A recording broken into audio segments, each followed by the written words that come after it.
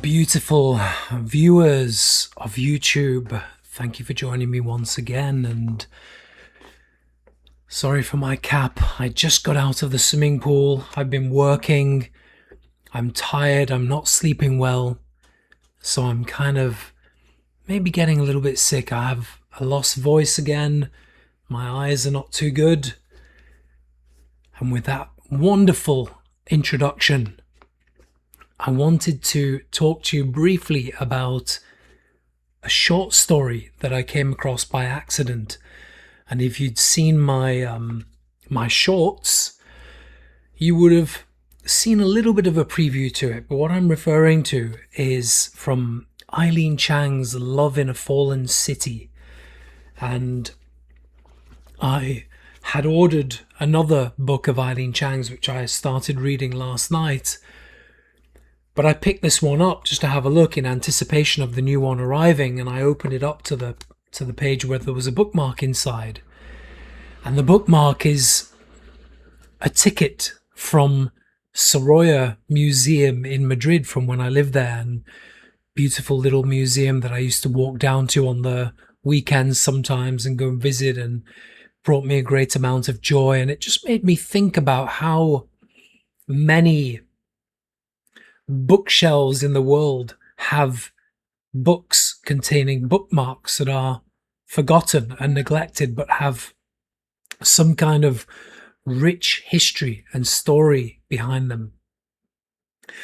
And then also how many books exist on shelves around the world that have unread pages in them. And so this particular story in here is called Red Rose, White Rose. And the premise of that is Red Rose is a character by the name of Jiarui, and White Rose is a character by the name of Yanli. And they're these two opposing ideas.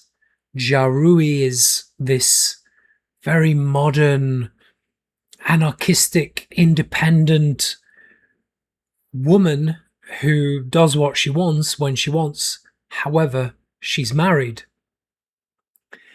And Yanli is this very conservative, very Christian-like, sweet, traditional lady. And the protagonist, Zhenbao, I believe, gets caught up with both of them. He ends up having an affair, in fact, with Jiarui, and later gets married to Yanli. Now, I loved the character. I loved both ladies.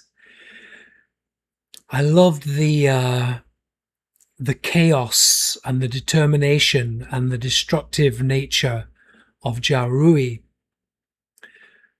And I love Yanli because she's so sweet and deserves so much better. And I found that the most difficult part of the book, in reading how she was ultimately treated. And yet somehow Zhenbao still felt like he was the one who was had sacrificed, and he was the one who'd given up so much to be with her. But anyway, I don't want to give away too much. I think I already probably have, but that's the nature of my videos.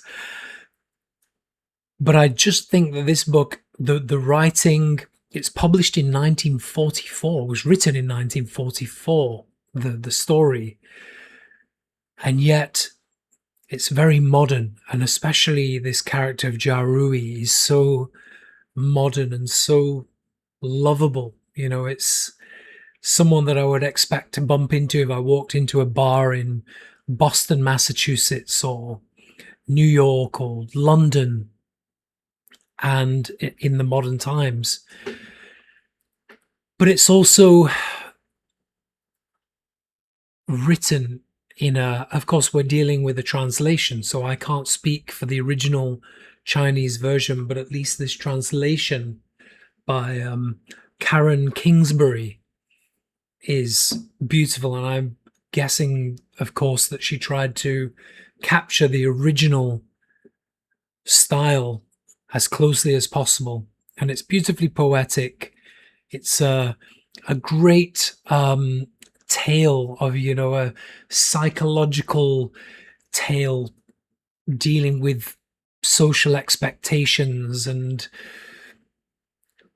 desire and decay of relationships when those things collide and meet. So if you get an opportunity, get hold of Love in a Fallen City. Of course, it has many other more classic stories in there which you will love.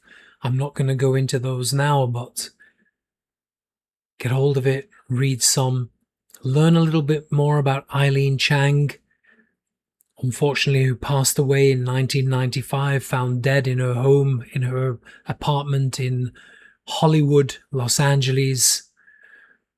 But for me, just a really fantastic, fascinating character and writer. Thank you for joining me.